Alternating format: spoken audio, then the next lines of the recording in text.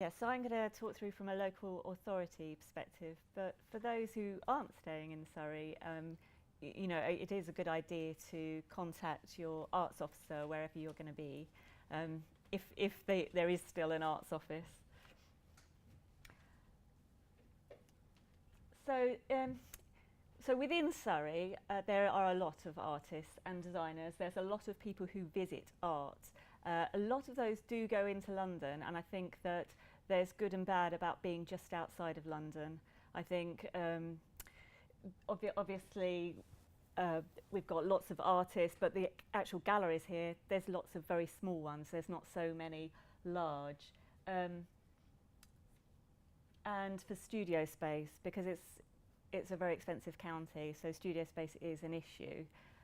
But some artists have been really inventive there, and we've got a group of artists called Shed Arts who are in a barn on farmland. We've got Lockwood Arts who are actually in a day centre, which is a massive space, and it's just ideal. Any artist that goes into there at Lockwood in Guildford are like, wow, this is fantastic. So I think it's about that sort of thinking differently and sort of seeing what spaces are out there and making it happen. So Surrey Arts is part of Surrey County Council, and we are very lucky. So in most of the boroughs and districts in Surrey, of which there's 11, they have an arts officer who is all different arts, but for that specific borough or district. Surrey Arts, we're lucky. We're for the whole county, but we've got art form specific officers. So we've got a dance development officer, drama development, visual arts and contemporary music. And as well as that, there's a massive music service. So as well as putting on regular activities, we work on projects and also about supporting creative practitioners.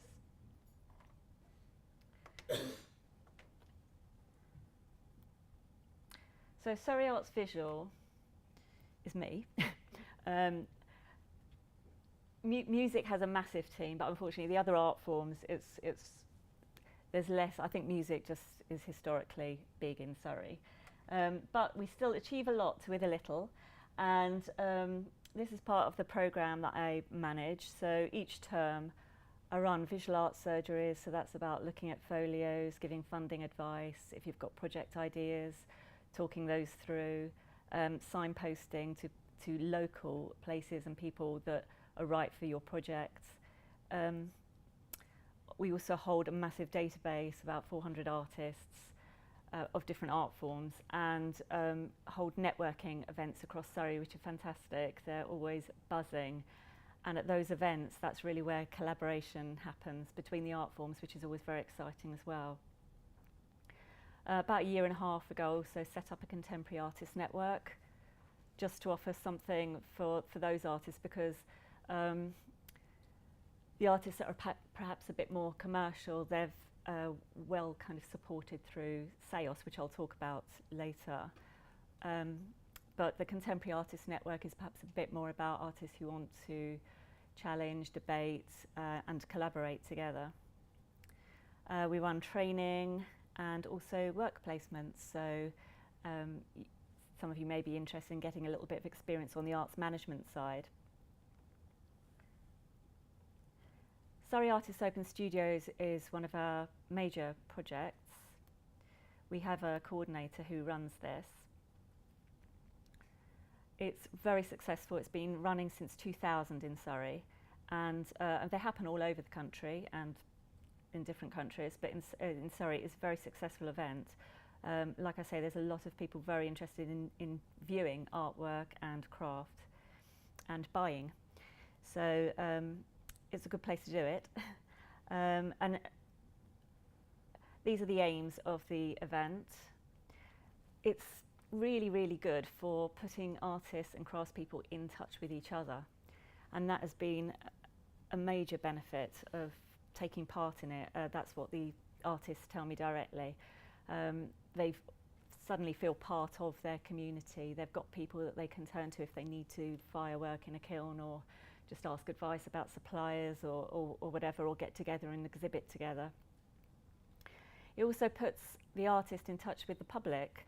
So whereas you may be aiming to sell your work through galleries, there's nothing like open studios for having that direct contact with the public and getting feedback.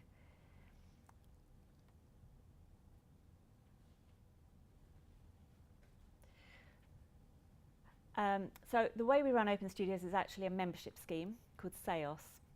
So each November is the registration for membership. It's just £40 for the year. And as part of that, then you can participate in the open studios events, the subsidised training, the networking events, get monthly bulletins, which then you can promote your work in, but find about what other people are doing. And also have web presence.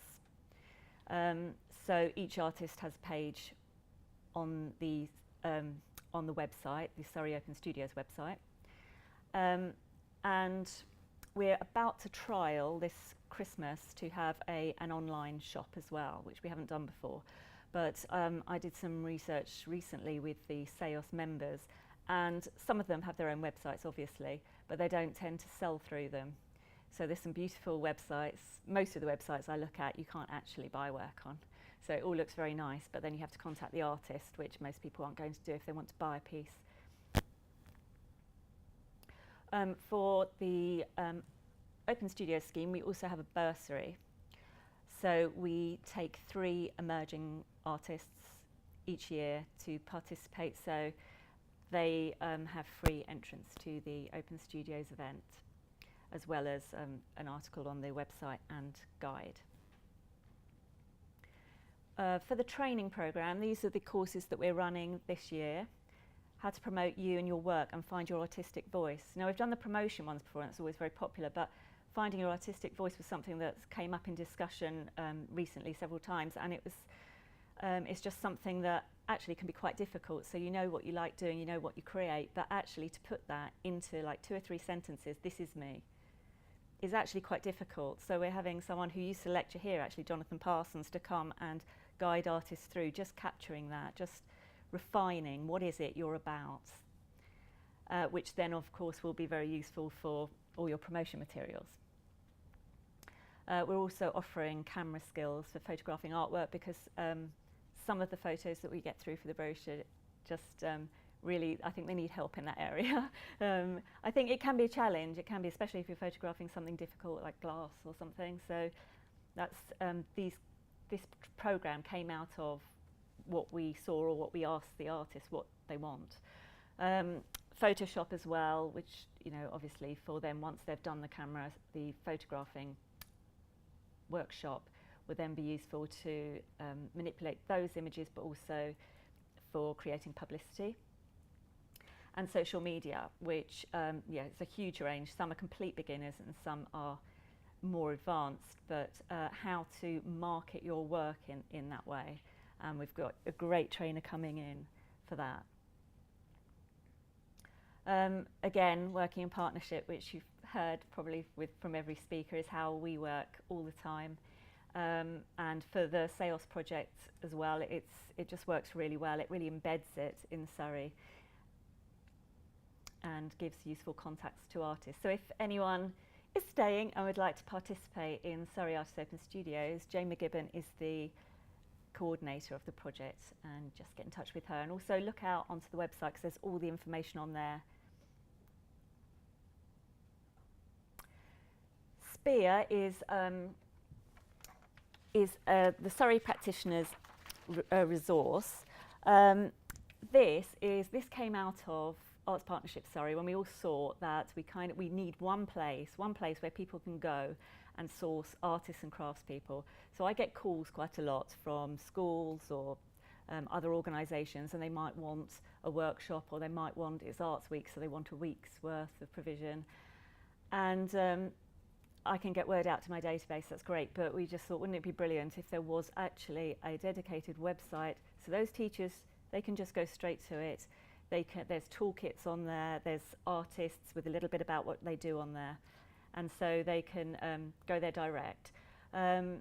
So if you're thinking of staying around, then this would be fantastic to sign up. It's free at the moment, so I think it would be worthwhile doing that. I'm just going to sort of flick through some other work that we do at Surrey Arts. Festivals is quite a big one. So it's a way of engaging all across the community in creative activities or to experience creative events.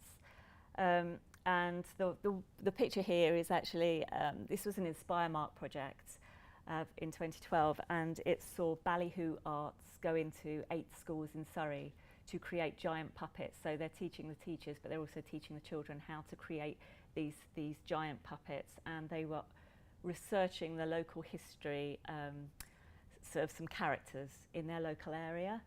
And then all the giants were invited to Box Hill for a picnic, where they then acted out with the giants those stories.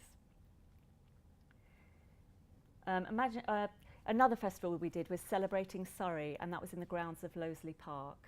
And it was a big arts festival across all the different art forms.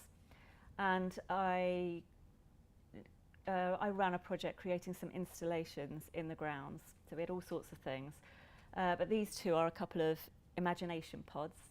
And these saw artists work with children and young people in care. So the one made up of old bookshelves was actually a storytelling pod.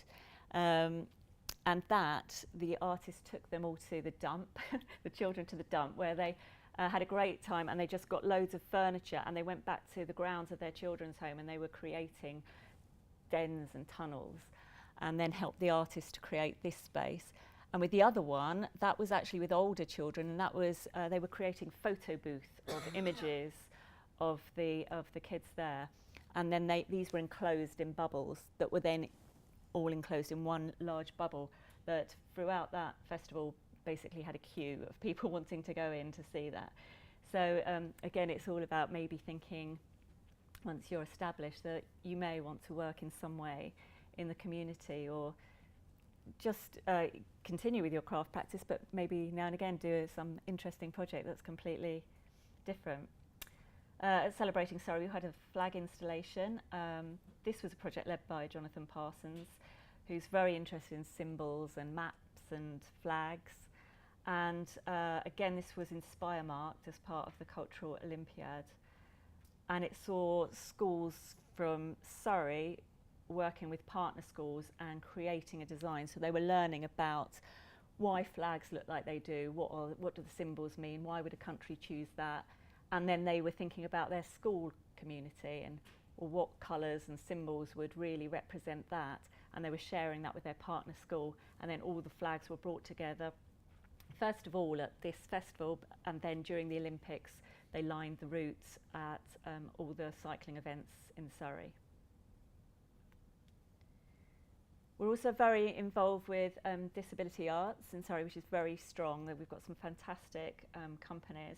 So across the art forms, we brought together these and created Daisy. And Daisy has a celebration each year, and this year it's at G Live, which is Guildford's Arts Centre, on the 3rd and 4th of June, and it is going to be amazing. And last year it was at Leatherhead, and so it's performances, workshops, dance, cabaret, it's a whole mix. And for visual art we had a fantastic exhibition, and we like to look outside of Surrey, so as well as a selected exhibition of works from Surrey, we included Outside In, who are based at Pallant House, and a selection of their work, and work by another Portsmouth-based artist, actually, John Adams. And some film as well. And for this year in G Live, even though it just totally doesn't have a gallery space, it's actually more exciting working with that because that's more of a challenge. So we've got all sorts of installations happening. So it'd be great if you can come. We'll have knitted tree trunks in front of the venue. We've got some sort of dining table in the foyer which is all about attitudes towards eating and eating disorders, that's going to be created slowly over the 2 days of the festival into an installation. And installation by Art Matters, who did the one here actually. They're based over in Redhill and work with people with mental health problems. And just everything they do just looks stunning, basically, and the work they do is amazing, and so they're creating an installation as well at G Live.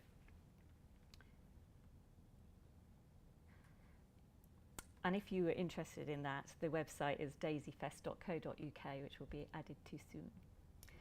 So as well as Surrey County Council, we come together with the boroughs and districts in Arts Partnership Surrey. So basically all the arts officers all meet together with the Surrey Arts team, and we look at what are the priorities, because every council will have priorities, and a lot of the times that's shared, and so we create a programme of work that targets those priorities, and these are the ones at the moment which we've got a programme of work around. In the past, one project that I thought you might be interested was Making Surrey, where we placed craft makers in particular communities across Surrey. We've got all different. We had sculptors, printmaker, jeweller, and it was very much about going into a small community and working with people of all ages and abilities, and in response to what they were interested in, what they wanted to work on.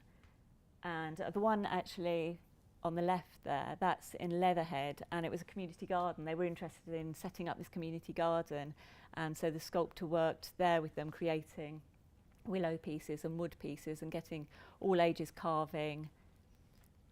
And it's gone from strength to strength, actually, that garden. And now actually it was a seed of another larger project that we're working on now called Vitamin G, to set up art gardens throughout Surrey, which is very exciting.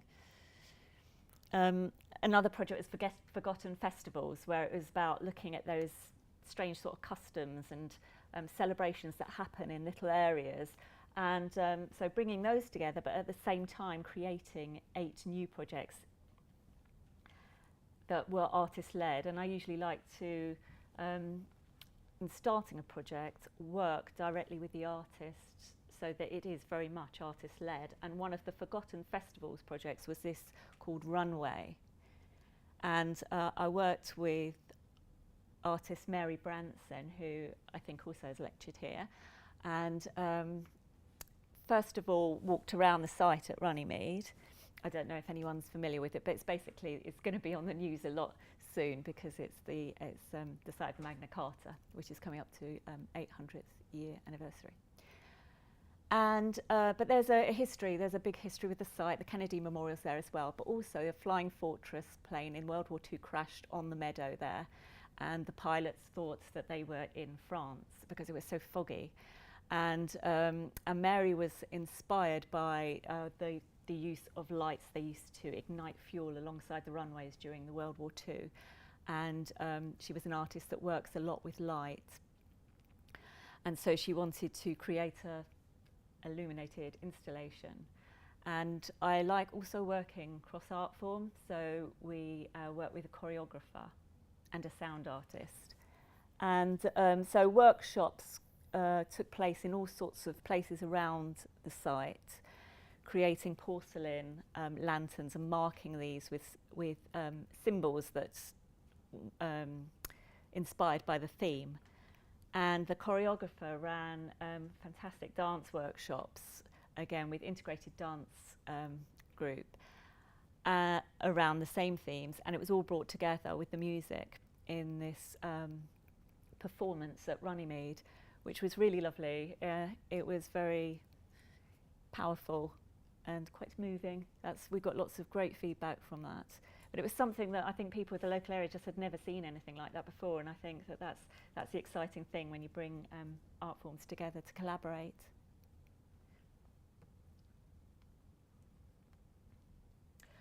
We also run, I was interested in hearing about the craft clubs actually. We run junior art school, which I just felt strongly that children at school don't get very much designated time to do art and craft. And to have an hour and a half a week with a practicing artist, I think gives them so much. I mean, it's been running for years now. So basically this works in partnership with a venue where they host it. They provide the space and assistant, and we do all the administration and find the artists from our huge resource of artists. But each term is very different, and also it depends where it is. So at the Lightbox this club runs, and it responds to the exhibitions that are there, so the kids get to look around the exhibitions and create work with an artist, maybe on the same theme or same materials. And at Painshill Park here on the left, that was more about the grounds. So they'd, at the beginning of every session, they'd have a look around the grounds at the different sort of follies there, or the lake, or go sketching outside, and then come back and they might make mobiles out of found materials. And here they actually even built a paper kiln and fired their clay pieces. So we're looking to roll that project out actually to different venues around Surrey, but we're always looking for new artists to lead those as well. So if any of you are interested in running workshops in the future, then something like that, if any of you are staying here, it'd be great to get in touch with me, because you could actually shadow an artist for a term, see how they do it, see how they plan, you know, a 10-week block, see how they run the sessions, get a bit of confidence in running them, and then before you can sort of go off and do that yourselves. Contemporary art in the landscape is of particular interest to me. So I've done quite a lot since 2005. I've been working on projects in the landscape with contemporary artists, and did one worked in partnership with the National Trust, and so it was artists responding to sites around a particular site. This image is actually from responding to sites along the North Downs Way. So there's such a rich history that it's just sort of that there's so much for the artists to get excited about and enthused about. And so I was telling you about the smaller, the Contemporary Artists Network. This works really well in bringing artists together to help each other, to show each other, look, this is where I am at the moment, this is what I've made in the past, this one I'm a bit stuck on now, I'm not sure what direction, and they actually, you know, to give each other advice as well. I think, even though you might think, oh, well, I used to hate networking events, but now we run them regularly at Surrey Arts, and always the artists and craftspeople come up afterwards and just say thank you so much, that's just what they need, to just talk to other like-minded artists, because it can be very isolating. And since setting this up, we've had some exhibitions as well, and we also supported collaborations. So most of those were cross-art form, a visual artist and dancer, but there was a textile artist and a sculptor who we supported as well. I think that's me, but I have got a little film that just sort of captures the work of Arts Partnership Surrey.